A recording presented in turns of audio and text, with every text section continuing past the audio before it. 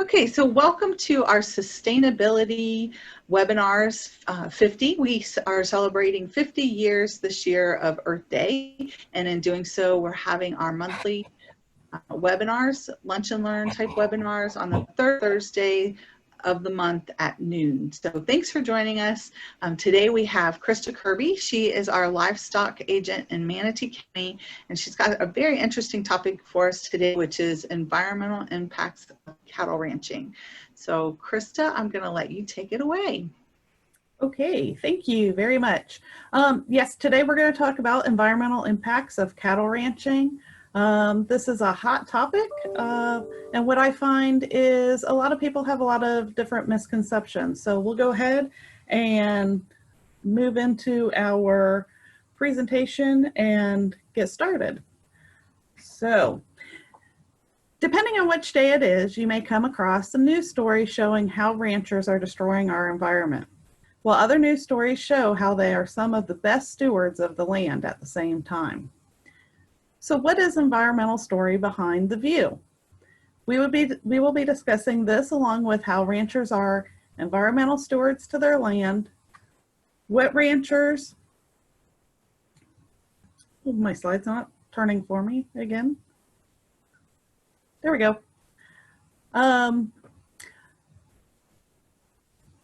We'll be discussing this along with how ranchers are environmental stewards to their land, what ranchers do to preserve habitats for wildlife and their cattle, along with the cohabitation of wildlife and cattle. We will also discuss ways that ranchers preserve their land for future generations to enjoy. Oh, now it wants to go speeding along.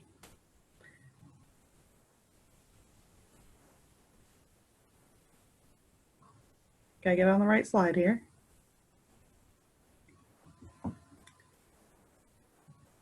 Ranchers have long recognized the importance and value of preserving these natural resources.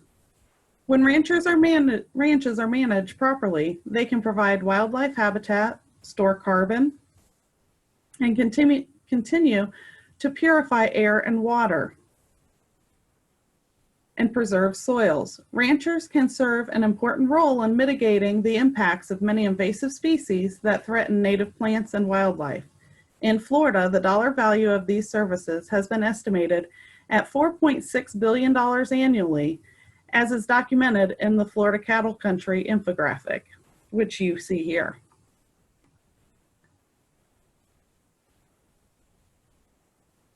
Ranches with a combination of improved pastures, wooded native areas, and wetlands offer a diversity of ecosystems. These diverse ecosystems provide habitat and open space for many wildlife species to prosper. In these areas, you can find many native and endangered plants and animals that depend on rangelands for survival.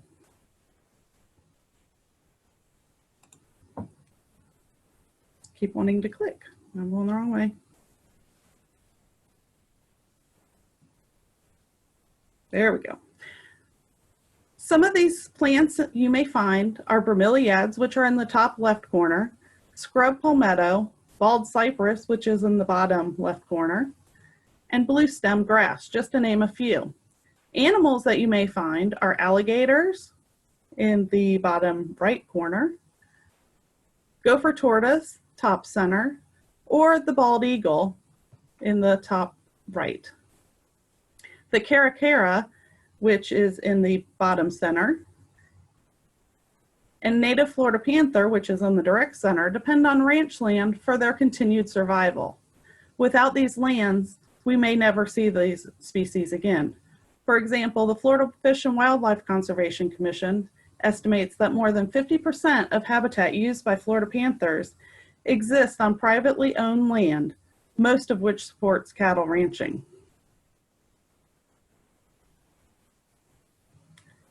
Another resource ranches can provide is water storage. Depending on the time of year and the amount of rain we receive, ranches can provide areas to store water. Ranchers can also provide resources to clean water prior to it reaching waterways. Wetlands provide an important resource to clean and filter water. Through the Best Management Practices, or BMP program, ranchers have installed structures and waterways to slow the flow of the water. In some instances, they have also returned areas of the ranch to its native state. This allows the water to spend more time on the ranch and allows the water to clean before it leaves the property. This water is also able to infiltrate the soil and replenish groundwater sources rather than running off to larger bodies of water like lakes or to the ocean or Gulf. The carbon footprint is reduced on the ranch by improving efficiency. Over the years, the overall efficiency has been improved to produce each pound of beef. Well-managed grazing systems and improved feed production systems can both be contributors to this reduction. Along with the reduction of the ranch's carbon footprint, these changes can also slow climate change. To ensure these lands are here for future generations, most ranchers enroll in the Best Management Practices, or BMP program. In Manatee County, the BMP program is voluntary. This is not the case all across the state of Florida. Even being voluntary, we have 46 cow-calf producers enrolled, totaling about 32,749 acres to date. These BMP programs focus on areas such as nutrient levels applied to the ground through fertilizer and other soil amendments, chemical application, the amount of vegetation on the property, and the overall care of the animal. Nutrient levels are applied based off of results of a soil sample that has been submitted for analysis. Chemical application is based on label instructions and insect and weed control of the property.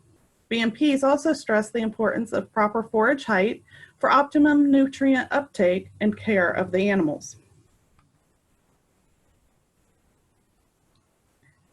And this is another infographic that was released from the university exhibiting the contributions of the BMP program to the cattle industry. Along with providing habitat for wildlife and animals, assisting in providing clean water to our waterways, and reducing our carbon footprint, preserving the land for future generations is also important.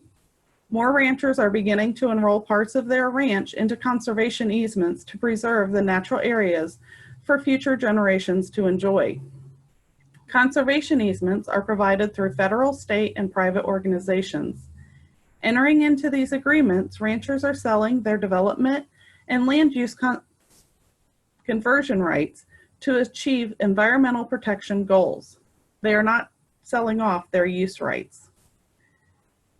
These easements are voluntary to enroll. The conservation easement allows current and future owners to use the land for detailed purposes such as ranching or agricultural operations.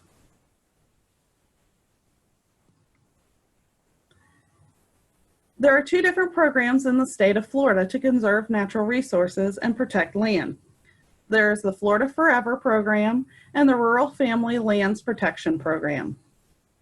These programs are administered through the Florida Department of Agriculture and Consumer Services, or FDACS. In 2014, citizens of Florida voted by 75% for this conservation funding. The level of funding varies from year to year depending on the state budget. On the federal level, the Natural Resources Conservation Service, or NRCS, also has a conservation easement program that protects land and simultaneously conserves natural resources as long as the easement makes economic sense for the agricultural operation. There are also private organizations that producers can partner with for conservation easements. In some cases, there are also county programs that offer funding for conservation easements. Currently, Manatee County does not have that funding in place, which may change in the future. The Florida Conservation Group was developed to focus on conserving natural and agricultural lands. This group is comprised of representation from a variety of groups, such as the Florida Cattlemen's Association, conservation and policy experts, and scientists. The Florida Climate Smart Agricultural Working Group was convened by, at that time, Dr. Jack Payne, who was the former UF IFA Senior Vice President for Agriculture and Natural Resources. This group is comprised of agricultural, forestry, business, academic, government, and conservation leaders from across Florida to address the climate change issues in the agricultural industry. Ranchers in Florida are going above and beyond to preserve their lands for future generations. For these efforts, many area ranchers have been awarded environmental stewardship and conservation awards from numerous organizations. These ranches, or ranchers, are assisting in providing ideal habitats for some of Florida's endangered species, cleaning and holding water, reducing carbon footprints, and preserving the land. Ranchers are ensuring that we will have those picturesque fields to enjoy for many generations.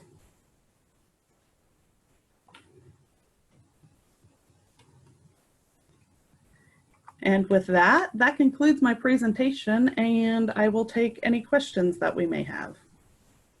So Krista, you did a great job of pointing out a lot of positive impacts that these lands provide.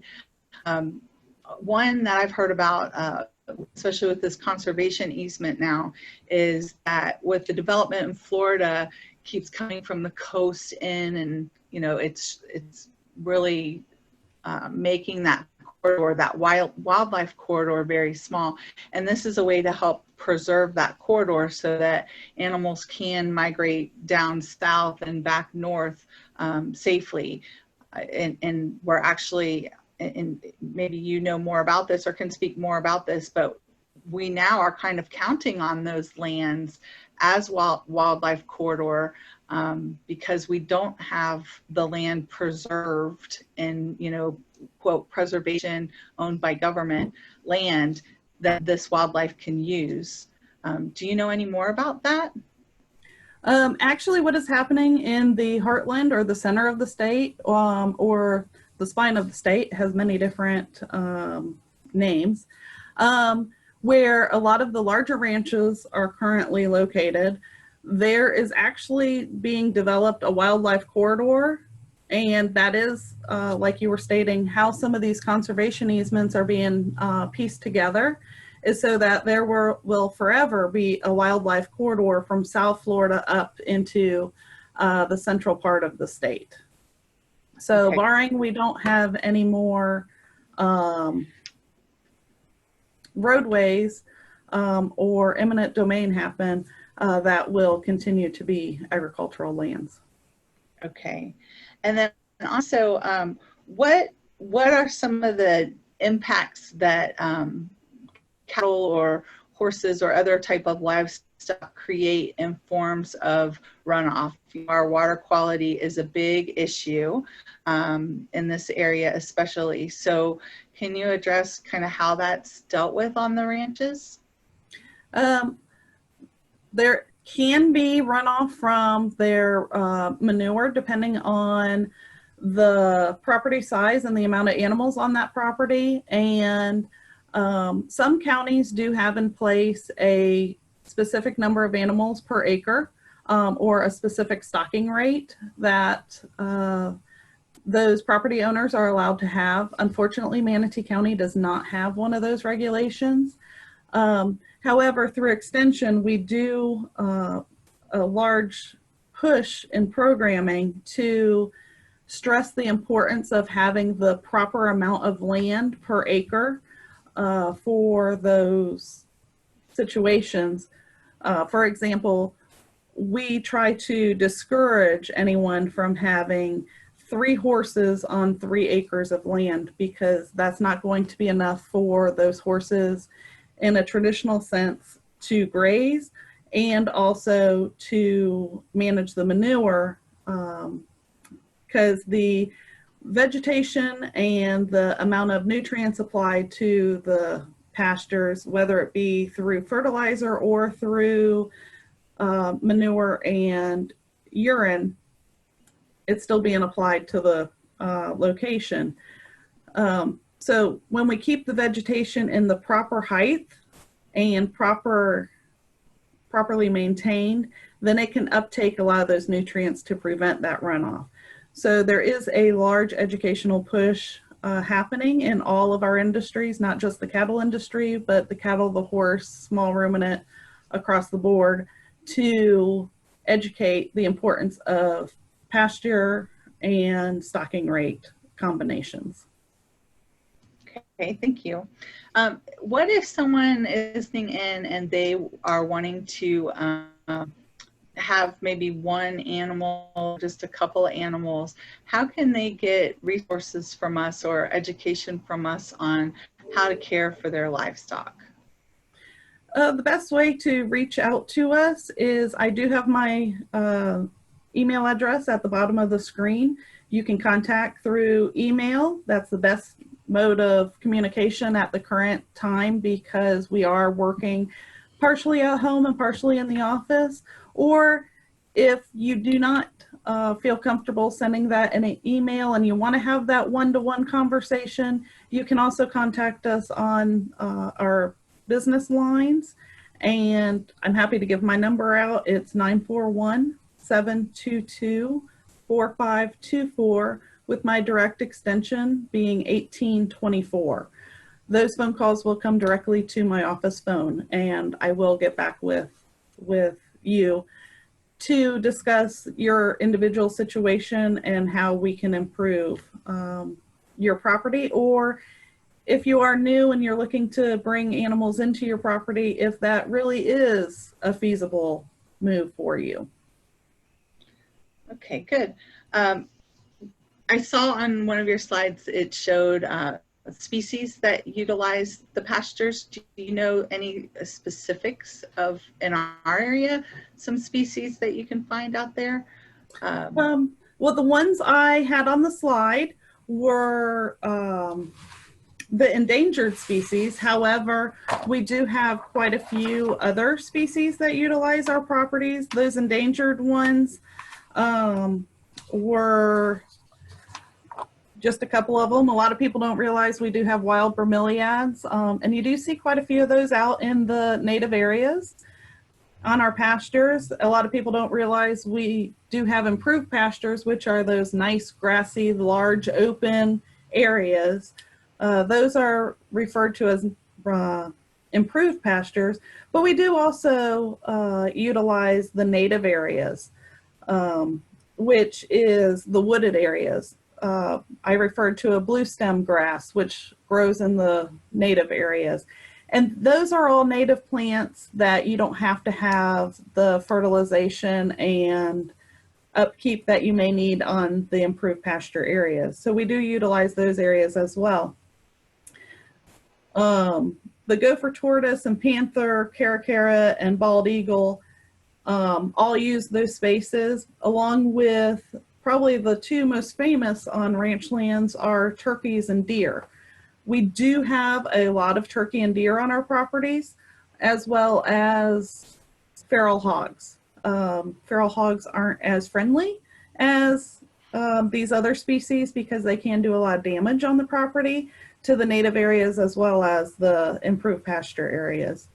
And then in the ponds and wetland areas, as with the rest of Florida, we do have the American alligator that can take up residence. And everyone lives symbiotically in nature. And what a lot of people are surprised to find when they do get out to a ranch land and take a tour, if they're able, is that they don't envision being able to see a lot of these native species out in the ranch, along with a lot of the other plants that you don't traditionally get to see. So it is a lot of times on ranches you do see the, I guess you could refer to it as the natural Florida, that in a lot of situations you don't have a chance to see unless you are in a state park or a county park a lot of times.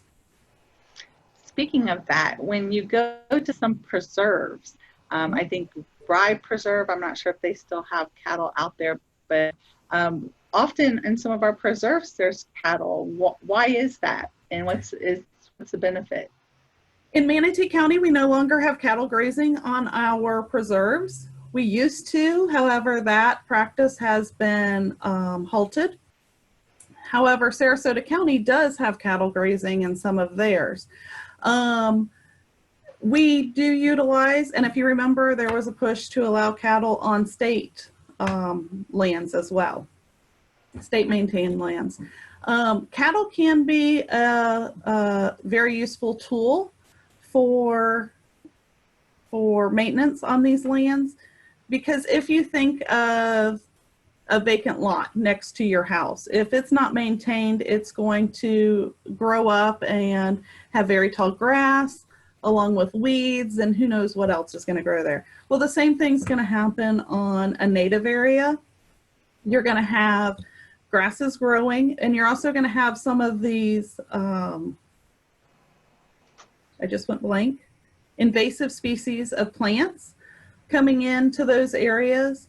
Like code grass is a huge, like code grass, yes. Huge issue.